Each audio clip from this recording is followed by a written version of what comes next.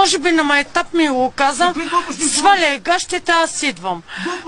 Аз му казах, не може, чакам съдебен спор. По какъв начин той ви насили сексуално? От страх аз съм отдадах. Имало ли е свидетели на случилото се? Не е имал. Бяхме си само двамата. Правихме си секс първия път, втория път беше свирка, защото аз имах женски проблем. Добре чувате, нали? Воля? Добре чухте. Не те разбрах. Добре чухте. Да, чух. И се смея. Просто се смея. И за мен се измислят. Дали ли сте някакъв повод на хазаина ви? Той да иска да бъде интимен с вас? Не. Тук ги прибрах, ето тази спирка ги прибрах, беше към 11 часа беше. 11 часа тук ги прибрах. Той е пребит, тази се напикала и тук. Дома ми преба матрака. Всичко кървища.